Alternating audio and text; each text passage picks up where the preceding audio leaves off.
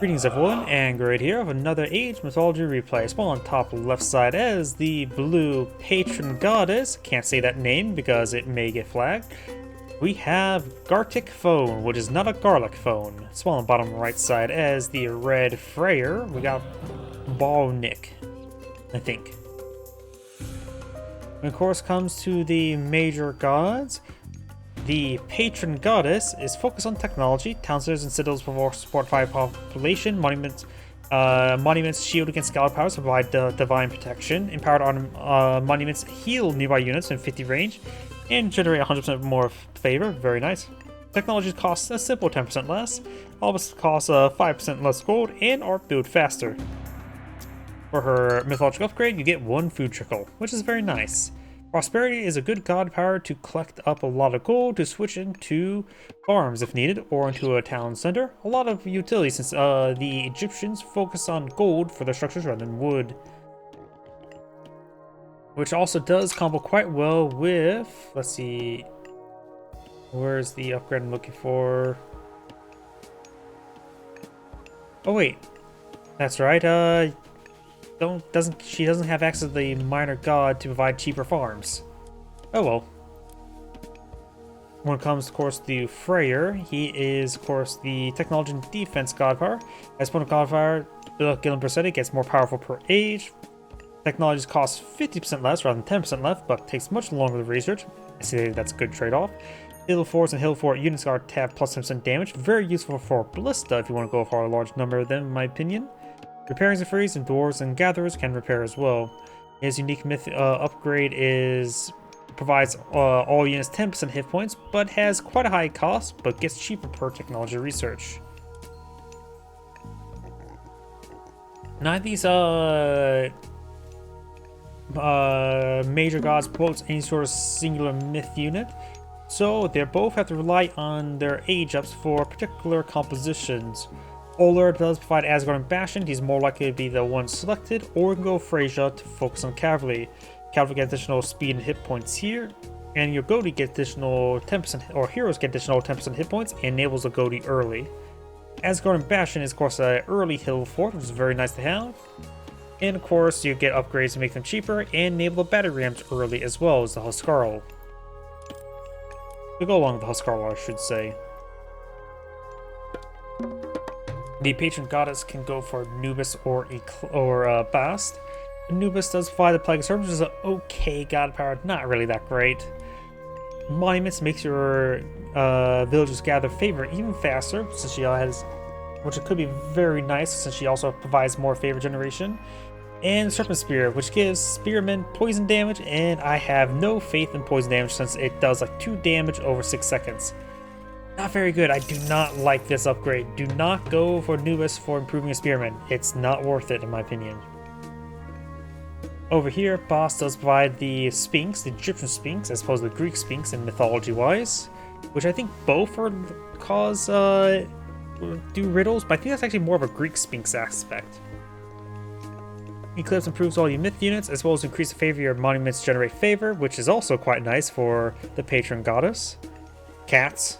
Sacred Cats gives improve your food collection rate by 10%, farms only 5%, which is very nice. And of course, 2 Sphinx upgrades. So you either got farm collection or collection. I have a bit more bias towards Bast rather than Anubis myself. The patron goddess is going for Bast, and we do have Oler here. So the 2 predictions I had were correct.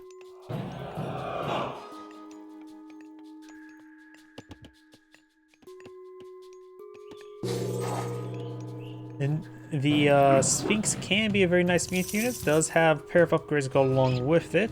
Increase hack and crush damage and hit points, as well as speed, hack, and crush damage as well. So the Sphinx can be very nice. It has a little bit of crush damage. Does get quite a bit of power if you get both those upgrades, plus 100% crush damage, so increasing up from 9 to 18, which is very nice to have. We've got some Hersiers who employed in the field, as well as the free Draugr. Draugrs have piercing projectiles, which is honestly Only really good if you get the upgrade. He kills off chickens there, so got some rot now. The Sphinx need to fall back to a priest, get healed on up. You can see where he's mainly moving the Sphinx here. Just keep an eye on the flag. Though honestly, in order to move the Sphinx around, you should use a laser pointer instead of running a flag. Taking time to kill also the water bison. I don't know exactly why.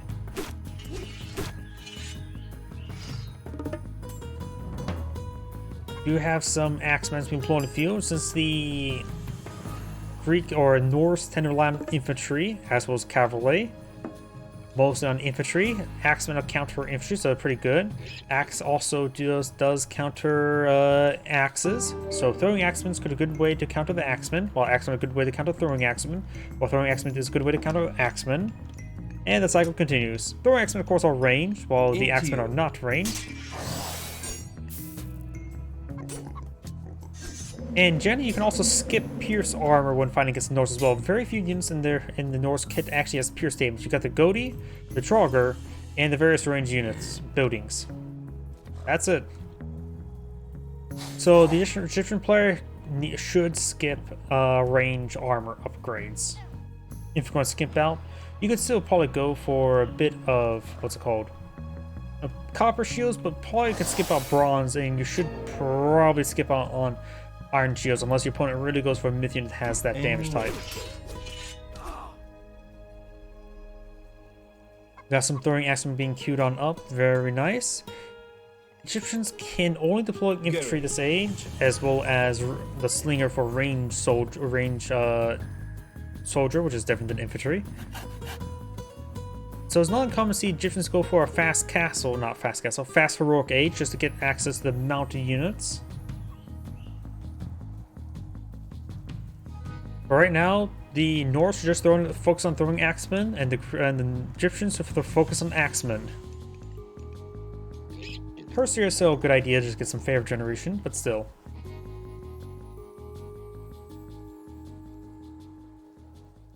Decided not to deploy the Asgardian Bastion just yet. Oh, looks like the Sphinx is moving around, getting hit by some of these Hersiers. Does got a bit of a snare there. Went out of not being snared, does move faster, but if it does get hit, he does move slower. Oh, does decide to spin to win there. I don't think he hit there. That looks like a manual activation. Oh, another spin to win there. Get some throwing axemen. And maybe a chicken. Axemen engaging the Hersier is very good. Gotta be careful of throwing axemen. Axemen has 5.5 damage and 1 attack speed, times 4 multiplier, versus 6.6 and 1.5 attack speed, so 4.4. So yeah, the axemen do have more damage at the moment. More DPS, of course, no range. So that's a good, reasonable trade-off. First the Hersiers, I think blue can just turn around and engage. Oh, actually hit Pumbaa there. Sphinx needs to be a bit more mobile, focus on throwing axemen. Draugr got a bit of damage there. With the amount of axemen in the field, it may be a good idea to go for some more Draugr.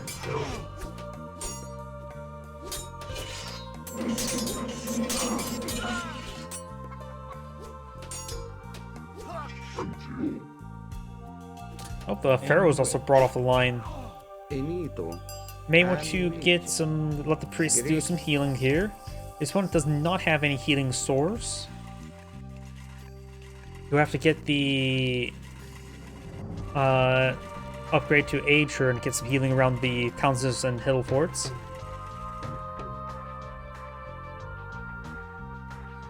See about next age up. Asgardian Bastion now being summoned. You got Bragi or Ager. Ager's usually the more common one. Tempest is excellent god power. Rock Giants are a pretty good frontline tank. Beast Renown gets a little bit of food generation and health regeneration. What I think is really good is 9 waves for increased siege damage. It makes Mass Ballista as a viable composition as the Norse. Bragi provides the flame weapon, a very good god power as well. And it looks like a handful of slingers just to counter throwing axemen. Don't go for too many of them, but a handful of them is a good idea. Don't get me wrong. Oops, that's a wrong button. Other things Bragi does provide is Berserk hit points and favor upon death. A pretty some Erdman upgrade, so if he thinks that the Patron Goddess is going to be eyeing for mounted units there, Swan Array could be a great way to improve his counter units to them. Aiming within speed and health regen can be very nice as well. Age is more common, but Bragi has good reasons to go for him.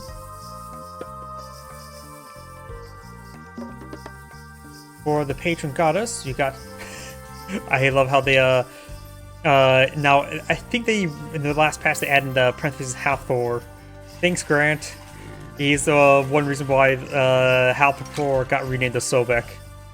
It's a long story, but apparently it was... The Petros was actually a mistranslation all this time, hence why the upgrade turns to Pet Sobek. It's pretty funny. Good video if you ever want to watch, talking about the original Age of Mythology recap from Giant Grant Games. I think it's a 3 hour, 33 minute, 33 second long video. Very fun. You also get Laser Crux. Building hit points is very nice. Locust is a good way to do take out farms. Dark Waters improves your camels and caravans for health and health regen.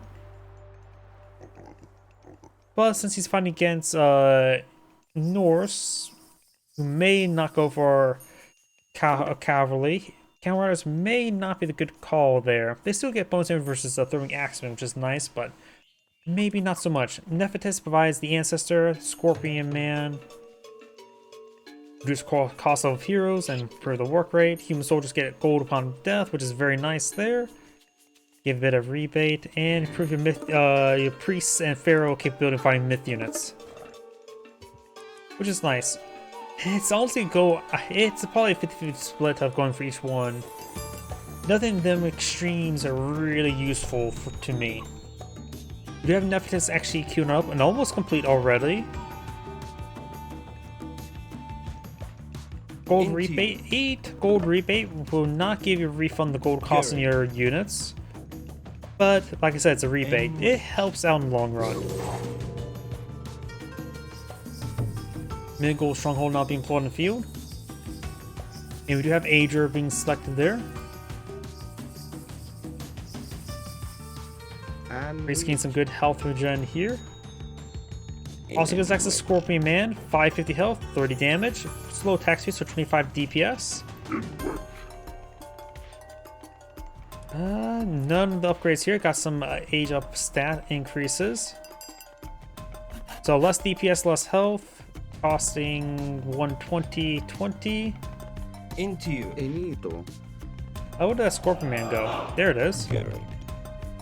Well, this does cost 224, so Scorpion's a bit more expensive. It's a slight upgrade over the Sphinx. It's generally a myth you don't see spammed out, though.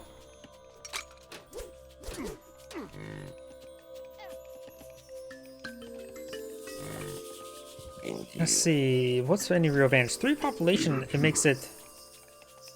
Okay, it's it is a far better population efficiency than the Sphinx. That's its main aspect of the Sphinx. But overall, a little bit lackluster. It does have the poison damage effect here, which is not great. I have no value in poison damage. It is pretty weak. We do now have the, what's called, Feast for now for the health regen and health generation, or food generation.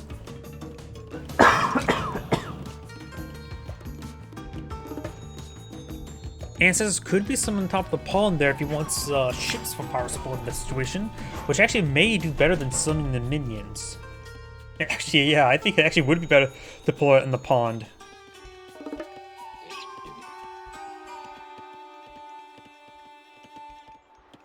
Couple camels push way forward. They do have, it's only plus 25% damage for throwing axemen, which is not great.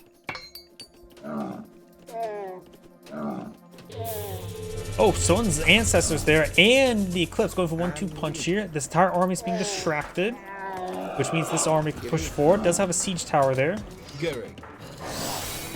Got watchtowers. Got a rock giant. Renovations. Tempest summon way up here. Looks like it's going to be kind of attacking up here. Gillen Bersetti being summoned as well. It is classified as a divine hero, not a myth unit, so will not receive anti-myth unit damage. Nor it does do less damage versus heroes though.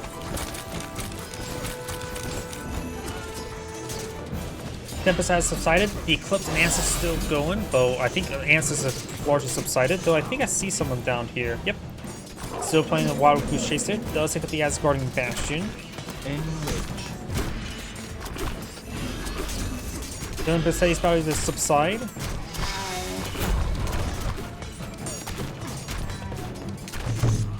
Portal Battery has engaged the Stronghold. Prosperity Summon. Not sure that was the first one or second one. 70 favors, just give me a second. Nickel Stronghold just go down. Scorpion Man goes down. Pharaoh empowering the mining camp. Could have been used to smite the rock giant.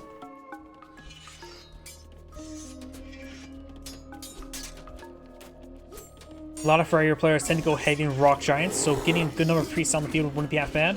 Nice thing about Nephthys, priests are a counter unit to myth units, but their damage multiplier is actually not too high. They do get divine damage as well, but their damage DPS is actually not great for anti-myth unit.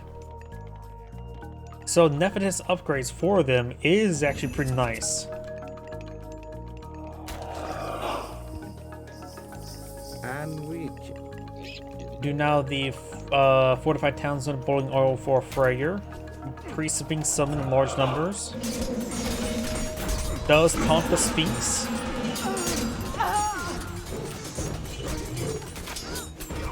First here's getting hit. Should I go for this hill fort here? Priests have not been targeting down the rock giant. Rock giant's now getting smited. We have copper shields. Bronze shields being upgraded by Freyr, and the rock giant gets stuck there.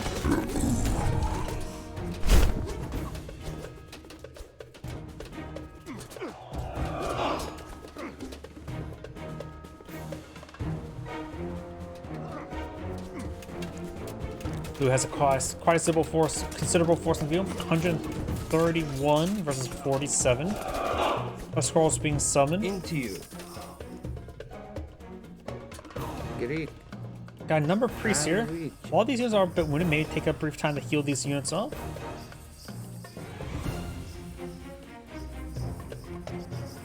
Temple here has 2 relics. Griddle Hippolyta. Soldiers have more hit points, which is pretty nice. Ranged soldiers, so only throwing X-Men, so never mind. And Godi. And ranged soldiers have ranged myth units are cheaper, but not in favor. Another resources. But this also includes the ballista. Interesting.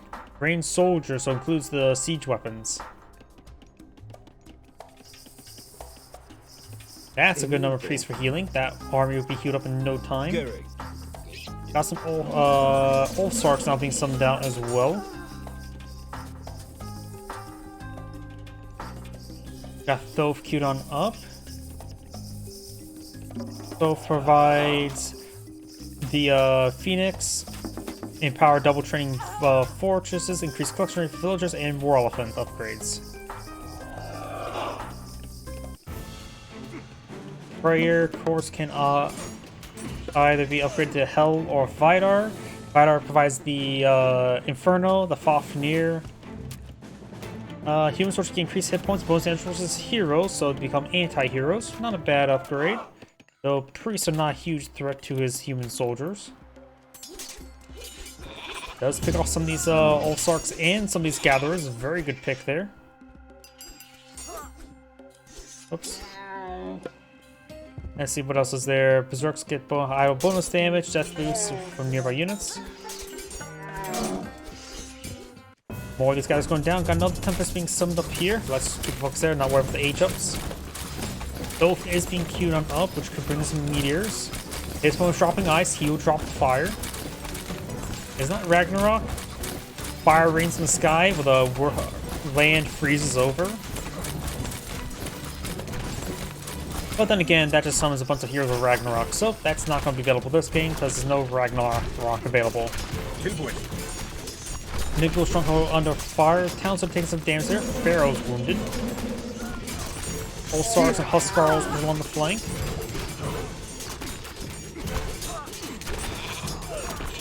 Town center gets saved for now. 24 health remaining. Priest getting hit. Not many myth units in this region, so doesn't have to really worry about keeping the priest alive as much. Probably still should.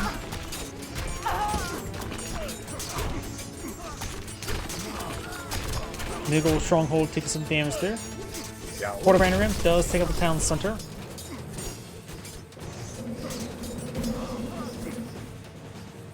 Skip. Axeman and the Huskar being queued on up. Dove is almost completed. Let's see what else. Hell Chorus provides Nidhogg, which is a good number of priests in the field, so maybe not a good idea to go for that. Got the giants, particularly the fire giants, the best of all of them, in my opinion. Increase the hit points of all giants, including the rock giant. The last one makes his myth units spawn nearly instantaneously, if I remember correctly. Yep, myth unit training time reduced by 95%. Not really important upgrade. Red does resign instead. As I grade saying, thank you for watching, and on to the next replay.